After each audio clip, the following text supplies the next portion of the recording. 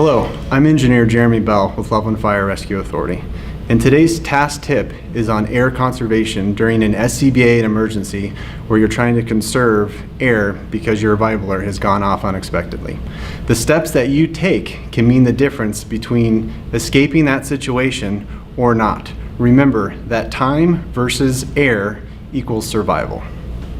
In Don Abbott's research, Project Mayday, air problems are the fourth leading cause of maydays in the U.S. Fire Service. It is closely behind becoming lost or disoriented, falling through a roof, and falling through a basement. It is also important to note that air problems are created by the first three issues in a mayday situation. The steps that you take in order to deal with that air problem will be the difference between your survival and not. The three factors that influence breath control are how fast or slow you breathe, how deep or shallow you breathe, and how abrupt or smooth you breathe. The breathing techniques that we're going to be highlighting today and demonstrating are skip breathing, tactical breathing, the Riley breathing technique, and finally wheel breathing. By using one or a combination of these breathing techniques may just be enough to help you conserve air just long enough to escape the ideal H environment. Okay, so we have firefighter Cole Stevenson here, and he's going to demonstrate the breathing techniques that I just described. And those breathing techniques, again, are skip breathing, tactical breathing, and the Riley breathing technique. We'll be showing the wheel breathing here momentarily. When we talk about breathing techniques, it's important to understand that not every breathing technique is going to work for every firefighter. And at times, you're going to have a combination of breathing techniques to be able to control the air essentially that you're trying to breathe.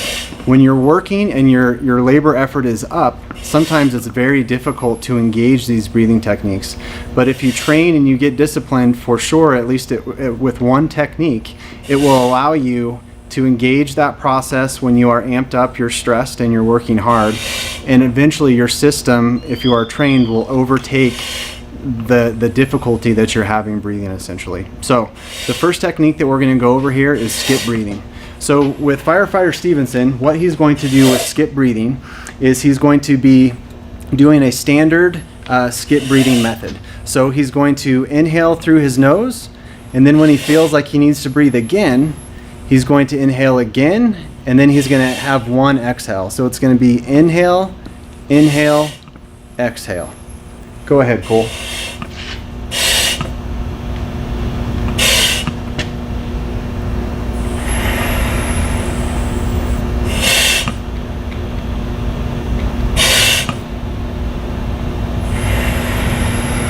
Okay, good job. Now with the skip breathing, it has been found and shown within studies to start building up carbon dioxide within the bloodstream. And there's another technique later that we're going to show you, the Riley breathing technique, that will hopefully overcome that. But if skip breathing is what you're comfortable with and you feel like it allows you to conserve air for an extended period of time, please don't get away from that. Continue to do that.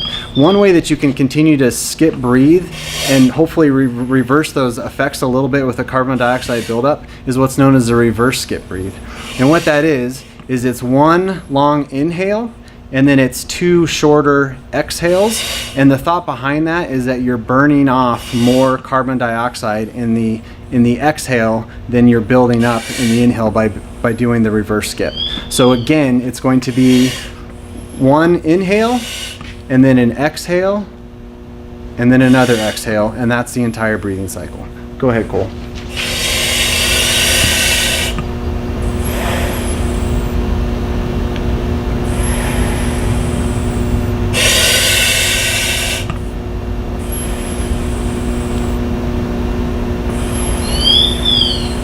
Okay, good job. The next breathing technique that we're going to be talking about is tactical breathing. Now, tactical breathing has a very specific place, and most of the time, if you're going to be engaging tactical breathing, it does help with air conservation. But the big component of tactical breathing is it allows you to calm down. The whole point of that is to reduce the stress that you're feeling and disengage that fight or flight that you may be in a firefighter emergency. The military uses this for their Navy SEALs as well as their snipers to control their breathing between shot counts so that they really can be as calm as possible and reduce any stress that they're feeling. So the recommendation is to use this in a situation where you need to calm yourself down, whether you're reorientating, trying to get your situational awareness, even if you're en route to a call and you feel like your system's amped up, you're breathing heavily. By doing tactical breathing, it allows your heart rate to slow down and it allows your respiration rate to essentially slow down. So with tactical breathing, it's based on 4 counts. So you're going to inhale for a count of 4, then you're going to hold your breath for a count of 4, then you're going to exhale for a count of 4 and hold your breath for a count of 4. Again, the whole purpose of this is to try to calm your system down, slow your heart rate and your respiration rate as much as possible. Go ahead, Cole.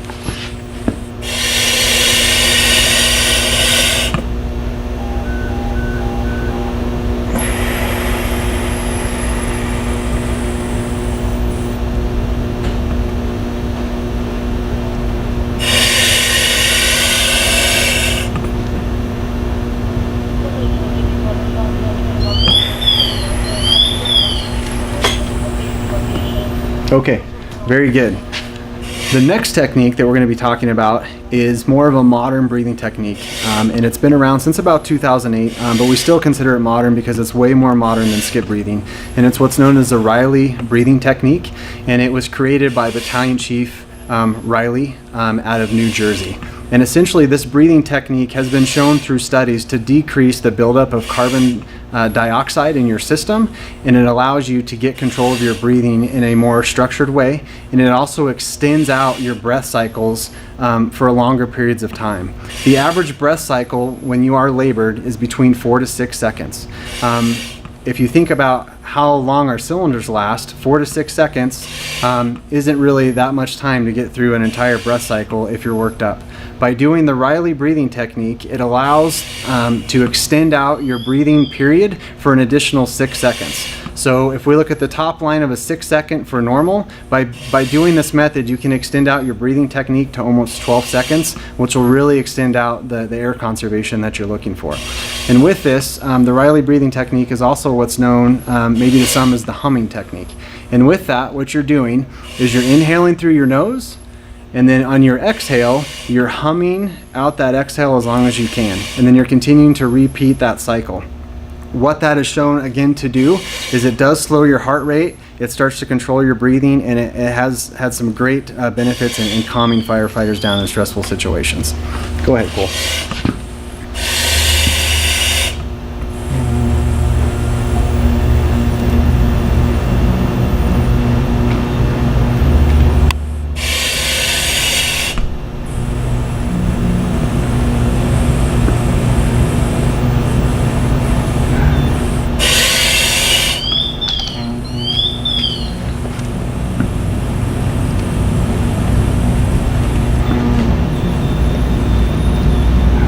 Okay, good job.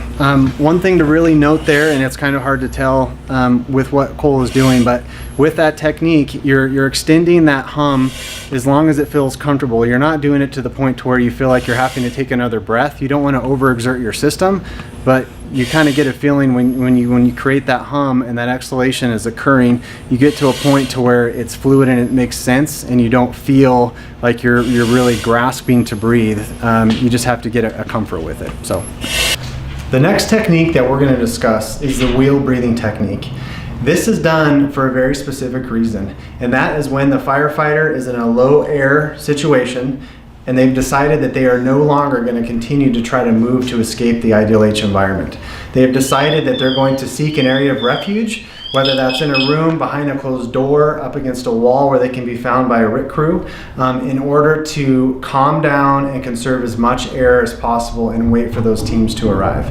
It's also important to note with any of the breathing techniques that we've done, as well as the one we're about to show you, that we initiate the Mayday and go through whatever your department policy acronym is for escaping that situation. So whether you're going through your LUNAR, your escape acronym, whatever that acronym is, you're going to want to do that and make sure that you've initiated that Mayday before you start any of these breathing techniques so that help can continue to come. So with the wheel breathing technique, we have our firefighter here, and he has decided that he's going to go ahead and seek an area of refuge and try to make his air last as long as he can. So we're going to have Cole demonstrate this process, and I'm going to explain it as he goes. So we have a firefighter that is in an air situation, and he's decided that he is no longer going to continue to move, and he is going to stop in place and try to conserve air as long as possible. He's going to be doing what's known as wheel breathing. So with wheel breathing, what Cole's going to do here is he's going to seek that area of refuge. He's going to lean up against the wall. You can do this one of two ways. If conditions warrant and you can sit up, this is the ideal situation for you to be in because it opens up your diaphragm. It's almost like tripoding. It gives your body the best position to breathe as comfortably as possible. If you need to lie down, you can do that, but know that there's going to be some limitations with how you feel when you're doing that. So what Cole is going to do here is he's going to get up against a wall. He's turning his cylinder off all of the way. Okay. Once he gets the cylinder turned off all of the way, he's barely going to crack that cylinder valve open, just enough to truly be able to sip the air out of that cylinder. He's going to take a breath. He's going to hold his breath, and as he's doing that, he's going to turn the cylinder back off. He's going to continue to open and close that cylinder as he breathes for as long as possible. Research has shown that this can extend an air supply at a quarter cylinder for 30 to upwards of an hour if you get really good at this. So if you can practice this, it will really help to conserve your air when you can no longer escape and you've decided to seek that area of refuge. So we're going to watch Cole do this just for a couple cycles here.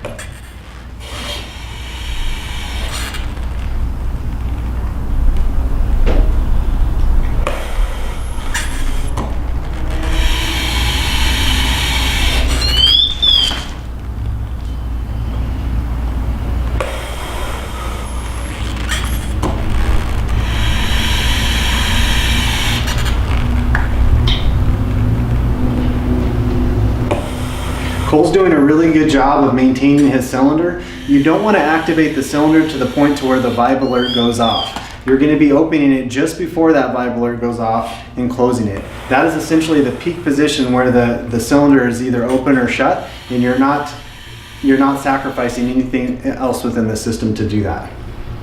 The other thing that's important to note here, if you look at Cole's position, is he does have his remote gauge here in place, and he can control his pass device if it is activated. In a real situation, the pass device would be going off if Cole is not currently communicating with command. So by having that remote pressure gauge in an area where he can control it, it'll allow him to continue with his radio transmissions if he needs to. If you are communicating on the radio, it's also important to open up that cylinder and not cut your air off, because you may end up cutting yourself off essentially during radio traffic and sucking the mask to your face.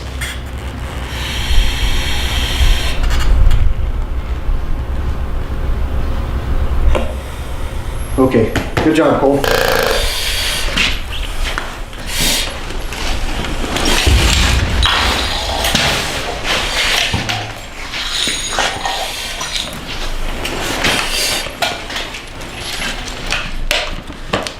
First and foremost, I want to thank you for your time in viewing LFRA's task tip for the day. We've talked about a number of breathing techniques, from skip breathing to tactical breathing to the Riley breathing technique, and finally wheel breathing. Using a combination of these breathing techniques, or just one of them, just may be what you need to extend your air to be able to get you out of a situation if you find yourself in an SCBA emergency where you have low air. Thank you for your time.